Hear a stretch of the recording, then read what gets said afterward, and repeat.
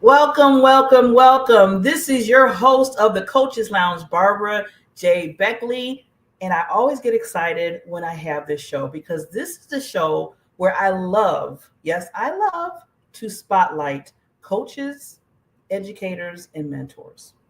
They are the foundation for all of us when you think about it, especially if it's in business or even in life. Think about it. When you have to hire a coach, when you have to hire somebody with expertise, that brings you up a whole nother level already because you're telling yourself that you're going to invest in yourself with somebody in that expertise zone, whatever is needed, be it financial, be it personal, be it, just something that I do. My expertise is bringing people on in video and having their own show. Whatever it might be, you're trying to lift yourself up to that next level. Come on now. Oprah Winfrey has coaches. And you heard what I say, coaches, not just one. So with that, don't think that you have to be on an island on yourself. And I told myself, I'm just going to say it like this. I didn't feel like coaches were getting the love they should get. I didn't feel like those educators and mentors was getting the love. So what did I do? I created a show called the Coaches Lounge. So you can get to know the coaches and really see what they do behind the scenes for each and every one of you. And then once you get to meet these different coaches, you can say to yourself, I think I need to talk to that person. I think I need that. That's why they come on the show. So you can see what they are. And you can also see that they, in some time, before they even became this wonderful, amazing coach, that they struggle in the same probably areas that you might be struggling in. That's why they become the experts, because they've been where you were at, or they know somebody where they were at, and they help them along the way. So with that, we have another wonderful coach that's coming on today. She is a coach. She's a speaker. She is just heaven. We were talking behind the scenes in the virtual green room, as I always call it. And I could just see her heart. And we were just having so much fun before we even started the show. I love that. I love where you can just really gel with somebody, because I know that they have that heart and soul for not just for people. And that's what coaches do. That's part of the language of that. So Sonya, she's going to be coming on, and she's going to be telling us a little bit about her. And we're going to be talking about, before that, we're going to be talking about breaking. I love the title of this, breaking your own invisible glass ceiling. Yeah. While you're sitting there letting that dwell in, I want you to get a piece of paper and pen, because you're going to be having to take a lot of notes with this. And there's going to be some goodies coming out of here. And she's the CEO and founder of Mindful Transitions. Like I said, she's a celebrity to me. She is. I'm putting her out there. Even if she didn't say it, I'm saying it. She's a celebrity. And I call the women the queens. So she is one of my queens that are coming on today. So we will be right back. You'll get a chance to meet. Please, like I said, I'm serious to take those notes, because you never know if you or somebody else might need this type of coaching for your life. Okay, so we'll be right back. My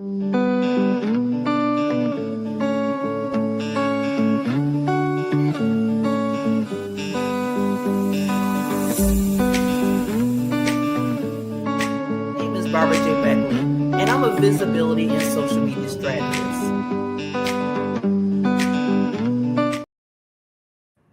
Woo. Love it, love it, love it. We are back. We are back, and we are back with the Queen Sonya. Now, Sonya, I'm going to be totally open. I'm always want to be open. First of all, thank you. Thank you, Queen. It's an honor for you to be on the show. Thank you for your time. Thank you, Barbara. And then second, I just want to tell everybody I just went global because this wonderful queen is in another country and I'm so excited. So Sonya, I want you to tell them where you're from, and so I don't mess up the last name, please say your whole name. I don't want to do that. So please introduce yourself real quickly. Thank you, Barbara. I'm Sonya Figueiredo, and I'm coming to you from Australia. Our nation's capital, Canberra, not Sydney. Oh, I'm glad you said that. And it's lovely here. It's spring, and the birds are chirping, and the flowers are out, and it's a beautiful time of year. So thank you for having me. Yes, lady. Yes, and like I said, you made my show global for being, and I love this because this just shows you how much we're together, even if it's in different countries, different states. Like in the United States, we've got different states people are in, and then we got in the worldwide, we're in different countries. So saying all that, that's why I love people. Some people get upset about technology. I get upset sometimes, especially when it don't work right. But when it does, it's magical because I can bring people on like this wonderful Queen Sonya for us to get together to talk. And then also she can talk about how she helps others. Now, with that, Queen Sonya, I'm really going to get right into it because before we start about what you do for people and to kind of walk us through that and some tips you have, I want you to tell people, because I love like pulling that door and saying, okay, is looking in and say, okay, how does she become this celebrity coach and doing everything she's doing for people? I know it was something that just triggered her to do it. So can you give us a little backstory? Absolutely. You have to open the door to see right in, don't you? Yep. Well, my story is maybe a little bit different. I mean, we all have stories. If we're not coaches, if we don't have had a moment in our lives that's just defined us and changed us. Mm-hmm. For me, however, my story started from the time I was born. Oh, wow. And I was born premature. I was born 3 months premature. Okay. Back in the dark ages, in the 60s and the 70s, life was different as a prem baby. Okay, so they don't have that. We didn't have that beautiful skin to skin care that we have now, which I celebrate. In fact, the book that I've got that's coming out actually gives some proceeds to that. But for me, I was born prem. I was in an incubator or humidity crib for 6 months, and so I didn't have the bonding that I should have got with my mother, and nor did my mother get the bonding that she should have had with me. So as a result of that, she was quite ill as well. So my grandmother looked after me, which was beautiful. Absolutely loved my grandmother. And I was disconnected from my mum. So that made it how I would show up in life. So attachment theories say that I would be fearful avoidant. And what that means is avoidant, I'm stoic, I'm going to do it all by myself. You can't tell me what to do. I'm going to do it. I'm not going to ask for any help. And then I would hold everybody else accountable because I needed the answer right now. I would eyeball them, give me the answer right now. So I swung between those patterns all my life. Wow. I was a good girl because I didn't want to get into trouble. I wanted to people please because the disconnect from my mother, where it was like either almost like love, anger.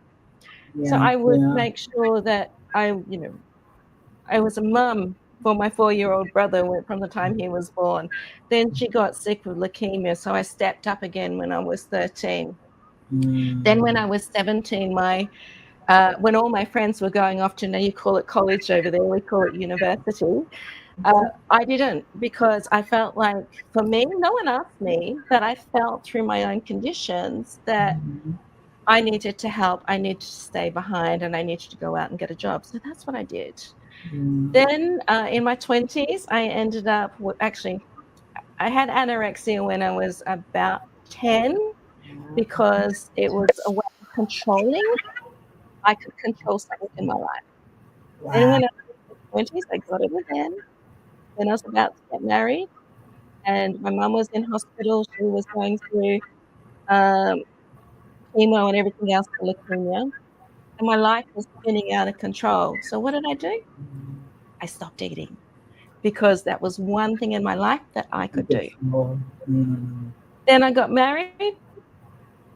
You know, marriages are marriages, right? I'm still married, but let's just say we all attract the opposite to us. So I attracted my husband who is a little bit avoidant, but a little bit dismissive too. So that's always been a fun tug of Mm. war. And my patterns meant that if I wasn't delivering or something felt a bit off, I'd work harder, I'd work faster, I'd work Mm. harder. And that kept repeating. Mm. Then I went off to university in my 40s, and Okay. I became um, I did multi-billion-dollar projects for the government. I mean, huge projects. And of course, because I never felt worthy enough, Mm. I kept on doing the same patterns. Work harder, work 15, 16 hours a day, come Mm. home, look after my kids, Mm. make sure the house was clean. Mhm. You're hearing a pattern, right? It's just Yes. continual all the time. Mm. And then Yes. my body kept on telling me, I kept on getting the warning signs, but I just kept on pushing through because that stoicism that was born out of me just kept Mhm. going Mm. until I couldn't go anymore. I woke up one morning and I went, Mhm. I don't know who I am anymore. I keep on hearing this message that says I'm done. What the heck? And then I Mm. pushed it away. Then it came again one day when I was in the kitchen and I went, okay, what have I done? Am I done with my job? Am I done with my marriage? What am Mm. I done? And then third time round, it woke me up in the middle of the night and I went, okay, I really got to look at this.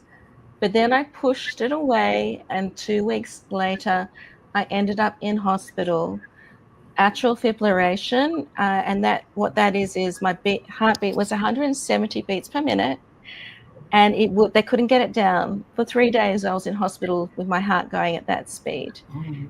They told me that they had to stop my heart to start it again to get it back in rhythm. I'm going, "No way, I Oh am my not God. doing that." Yeah. So OMG. So basically yeah, they had to stop it.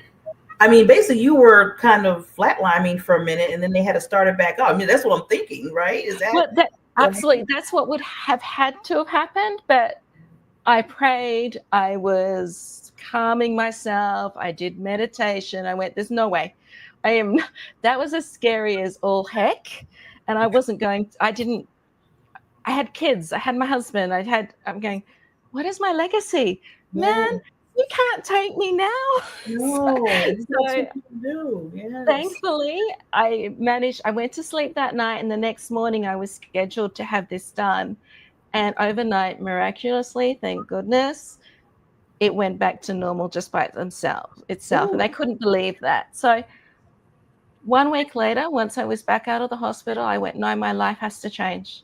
If I Mm. don't stop what I'm doing and keep on doing these patterns, Yeah. I'm just gonna kill myself literally." Yes. So here I am, Here the you are coach. now. Oh, I just have to just so much just do a applaud for that because first of all, I'm just so grateful that at that time your heart, went back to that right pattern because just look at how so many people needed you, like you said. Well, first of all, you needed yourself first. I always tell people yourself first so you can help others. And you got yourself, health wise back together with that with prayer. See, I tell people prayer works. And then from that point on, building this wonderful empire that you have, I call it your business. Oh Thank my you. God. Oh my God. And it's interesting because there's so many different similarities that we have. I was almost saying, is this my sister from another life? Because I was just thinking about how you said you were a preemie. I was a preemie.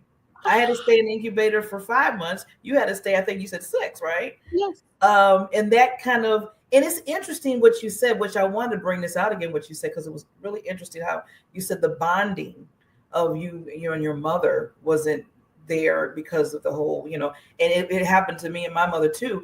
And after thinking about that, when I got older, I see why. I mean, there was other things too, but I see why for myself and my mother, our relationship was kind of really hazy. I loved her. I knew she loved me, but there was just some stat. There was a lot of things going on where our relationship was really different. Let's just say that, and very just something to try to get through in my life, with my mother being the way she was. But I know one thing she was a very strong woman, to the point where she kind of threw a lot of stuff that she didn't get on me, and that made me feel like I wasn't good enough. So it's really important in the stages of your life, like you said, when you're a child to when you become an adult, what things hit you and what things can start, like you said, those patterns, to the point where somewhere down the line is either you're going to keep going to continue and go down, or somewhere you have to stop it and say, okay, something needs to change here. What has it? And then something in your life happens sometime to get you to stop that. And I feel like with what you went through, you asked that question. I mean, you basically said, okay, some has to give here. I got these something's not right. Like they say, something's not right here. And you did that. And it takes a lot of courage and a lot of being open to yourself to do that. So I applaud you for that. Because I tell people all the time, we have to make choices in our life, and it depends on if you want to make that choice. And you did. Yeah. Yes. And it Yeah. does take courage. Yeah. And, you know, I don't want anyone to go through what I did, or Mhm. even worse. And a lot of diseases all start and are born with being completely stressed. Yeah. The cortisol buildup in our bodies will then it builds to such greatness that your body has to concentrate on that, Yeah. and then Mhm. you start falling over and start getting sick. So Yeah. if I can stop that, I won in life. Oh, see, and then again, and I was going to say it, we would have missed your wonderful smile and, and your heart and stuff. I don't want to miss that. So thank you for the prayer.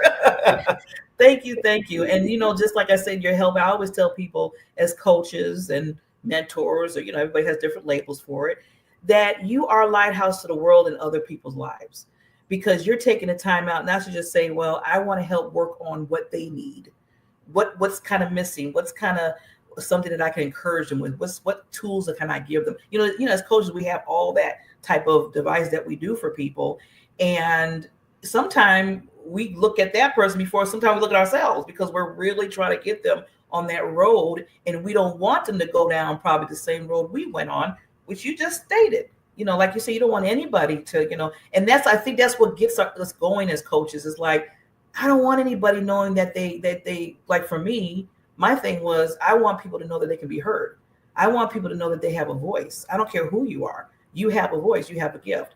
And because somebody shut down my gift, shut down my voice, that I wasn't worthy to talk. So I always told myself, no, no, no, when I got older, no, no. Whoever feels that way in their lives, I want to be there to help them out. So same as what you're doing for people in the aspects of what you do for people coaching, is you just don't want to see them go down those roads that people can go down. Yeah. Yes. Yeah. Oh, awesome, awesome, awesome. So Queen, I want to kind of talk a little, because I know you have a few. I mean, you do a lot, but I know we can only pick two things right now because of time. So one thing I want you to get a little bit into, and this is going to be good, uncovering hidden patterns. So you just talked a little bit about that through your story. Can you give us like some tips or just some other ways of how you helped other clients with that? Yeah, absolutely. So my specialization is I work with women and men. Men actually reach out to in the corporate world, because that's where generally a lot of people show up with a mask. So Mm, they will show up, in their corporate suits, and it's all polished, and no one can touch me. And you spend 8 to 13 hours a day in that world, and you're essentially, even though you aren't really. You're acting, you're playing a mask, wearing a mask, masquerade, and that's not who you are. We talk about authentic leadership, but a lot of us, you've heard my story, a lot of us have been shaped in such a way that we can't help but become a chameleon. I'm the queen, or was. I was the queen of chameleon. I would shapeshift almost from, okay, corporate world, put on my uniform sort of. Then I would be a mom and then a wife. And I did it so well that my neighbors, when I moved into my new street and my new suburb, they actually thought like I was unapproachable because they thought all they saw was this polished woman and there's no way that they'd be able to talk to me. And that was really sad.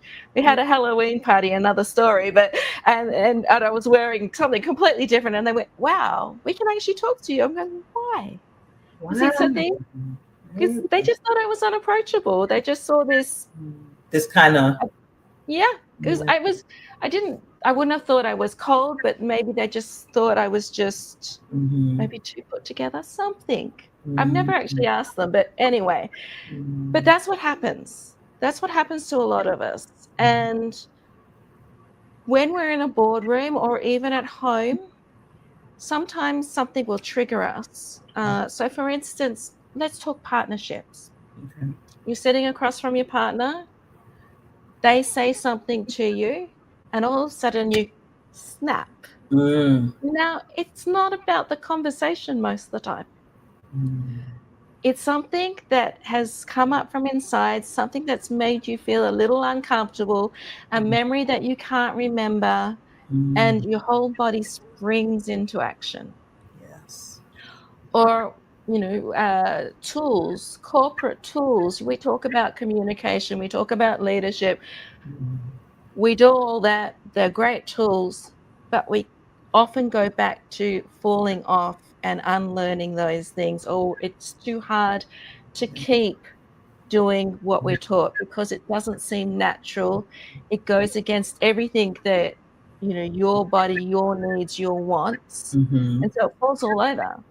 And Yes. they're the patterns. When I work with people, we work out where's that coming from, because again, my story came from a child, Yeah. and I just kept repeating those things. So, for instance, in a household, if you have a parent that one parent overspent, one parent saved and worked hard, you've got two storylines there. Yeah. You might try and work hard and save money because that's what we do. But the moment you're feeling a little bit depressed, a little bit anxious, something's happened and you need to self-soothe, like overeating, ice cream, all that, all of a sudden you go into that spending pattern. And then you feel terrible about it and you beat yourself up, Yes. because we're our own worst critics, Yes. Yep. And it doesn't matter how hard you try to save, save, save. The moment something happens, you go back onto this side. Yeah. Ugh. And that's a pattern. That's a pattern. Yeah. And unless you can recognize the pattern, you can't begin to break it. Mm. And it's not just good enough to say, oh, I'll try harder. Because I'm telling you, it does not work. It falls over again. I'm a witness to that too, Queen. How many times I've said that? I can just think of it. I can't even count anymore. Oh, I'll try hard. So, after a while, I had to talk to myself. Not saying I'm crazy, but I talked to myself and said, "Yeah, right." I said one day I said, "You're gonna try harder because you've been doing all this time." No. You got to do something different now. Yeah. So the first step that you need to do is really take note. Keep a journal. Now, I know I'm one of them. Journaling, for me, I'm terrible at it. So I'll use a phone and I'll just speak into my phone with notes. But Journaling, yeah, that's good. yeah, it works for me. It's just really paying attention to what's going on. So when you do go into overspending, or you go to snap at your partner, or you're in the boardroom and you feel like you need to get under a table and hide, just write it down and then think about it later and what is happening. And if you keep that for at least 6 months, you'll start seeing what's happening. Because it's not normally about the person. So for instance, if you're in the boardroom and somebody is delivering something and you get a reaction, it's not that the person necessarily said something. Now, of course they could. They could have been a bully or a narcissist. But it's about something that inside that your body is trying to protect. And that's what you need to start looking at. I never thought of it like that. That's good, Queen. I like that. Ooh, protection mode. And when you can start, just to go back a little bit what you said, because it was everything what you said was important, but I like when you said, once you uncover, once you basically say to yourself, this is a pattern and I think this needs to be changed, and really mean it, that's when the process of I feel like you said, the healing and the change comes in it. But when you just don't say that, because something about saying it is powerful. You can say it in your head, but when you say it out loud and you hear yourself saying it, I know for me that helps a lot. It's like all of a sudden, like, wow, there is something going on here. I just really, it's like a wake up call, Absolutely. So it's always the first step. Even if you're angry or feeling sad or feeling a little bit chaotic, speak it out loud. Always say out loud to yourself, because there's an energy and a vibration that is greater than us. And so when you speak it out loud, your consciousness starts clicking in. Because we're all running under our subconscious levels. We do things without even thinking. For instance, we get up in the morning, and I can guarantee you Monday to Friday, Saturday, Sunday, there is a different pattern, but it is the same every single day. So we're doing all things unconsciously. So, speak it out, bring it into your consciousness, and bring it out into that vibrational field. And that way it gives yourself permission to start looking at what's happening. I want to say real quickly, for time, but I want to say real quickly, because I want to example what you just said about the unhidden patterns is for myself. I'll use me as an example for my queen here, so you can understand exactly what she does for people. Every day, every morning, because you're talking about mornings, I wake up and the first thing I'll get, I don't care how sleepy or I'm just like reaching for something. And guess what I'm reaching for? Yes. No, don't do it. I'm reaching. I could be like dead tired still, eyes half open, and I'm sitting there opening up my phone and like, okay, what somebody's. And I was doing it every day, like you said, to the point after I did that, either I get tired again and go back to sleep, which I wasn't supposed to do that, or start feeling, or some things would come into my world and not feel so fun anymore, or I wouldn't feel alive getting up. And I'm like, this is a bad start of the morning. So I was doing that for a whole year. Yeah. And that goes back to, that's why I said I want to use this for what you're talking about, breaking the pattern. So one morning just said, Barbara, put the phone down. Don't wake up and don't even pick up the phone. Why don't you wake up and just be grateful for waking up? That's what I had to say to myself. Why don't you be grateful? You said you're a child of God, you're a Christian. Talk to God, meditate, do something, but don't pick up that phone. And you know what, Queen? I started doing it 2 months ago, and the energy and how I feel in the morning is like 100% better than what I was when I picked up that phone. Oh, I'm celebrating you. And can I tell you why that's working for you? Because when we wake up, we've been in a deep sense, regardless of what level we're at when we wake up, we've been in a deep state of repair overnight. And when we wake up, they say that it's you should give yourself within 10 to 20 minutes each morning to allow your body to actually come into a gentle state of being. And if you're running on stress or a sense of nervousness, depression, anxiety, the moment you reach for a phone or something that makes your brain really busy really quickly, you haven't given yourself that beautiful, nurturing, Mm. calm state to cross from your sleep to your presence. And so you're feeling with the energy and that your brain hasn't had to fire on as fast. So I am celebrating you. You're doing the right thing. Yay, I'm doing what Queen teaches everybody. I love it. Yeah, so I had to share that with you, Queen, because what you're talking about hit right home for me. And I had to change the pattern. I mean, it was really messing me up in the morning. And I kept saying, because I just started going back during the day and saying, okay, what brought me to why I feel this way through the whole day? It started somewhere. And I would always go back to the morning time when I picked up that phone and I said, that must be it. And remember how you said once you find out what the hidden pattern is or what's going on, then you can make a change. And that's when I made that change. And I'm seeing it is so much different than it used to be. And I'm just so grateful for that because I didn't want to be a meanie. I was tired of being a meanie in the morning. But we don't need any more meanies in the world. Too many meetings, and I'm not that type of person. That's why there's another thing. I'm like, I'm not a mean person. Why am I feel like I'm grouchy today? All of a sudden, things coming in, and I had to keep going back to what did you start off with in the morning? Yeah. Yeah. That's it. Yeah. Beautiful. Oh my guys, I could talk to you. Can I talk to you for a whole nother? No. I'm taking over your time. I love this. I'm giving you my safe space. Tell me more. I feel so comfortable with you. I'm like, and see, I want to say that. I'm just not saying that because see how comfortable you can feel with Sonya.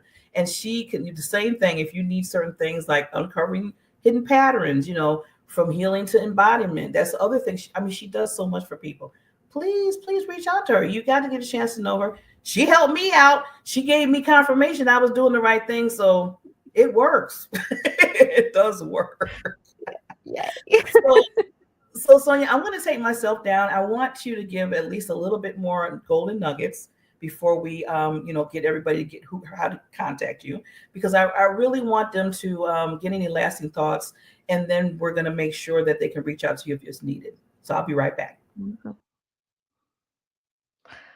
Thank you, everyone, for being here. If what I've said to you in some way or form is making you sit up and listen and go, oh my goodness, that is me.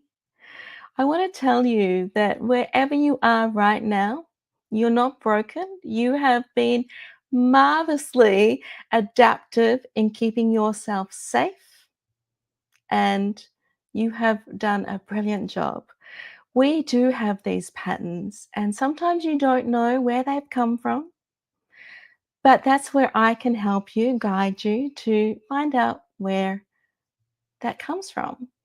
And I do a whole heap of different modalities. I do quantum healing, I do deep inner child work, and I also have the tools for you corporate folks. And I want to say, if you are keeping yourself in your own glass ceiling, whether that is at work or whether that is at home or as a parent, reach out to me. Let's break that ceiling for you. Let's be the best you can be. But you want to wake up every morning being vibrant. And if anyone says anything to you, you go, I've got this. I'm your girl. Now, I know I'm in Australia, but I want to tell you, I do work virtually. So I get up at 5:30 every morning so I can work with people in the US. And I also work with people in Europe. I would love to hear from you. Please reach out. It's only a conversation, and we'll go from there. Thank you.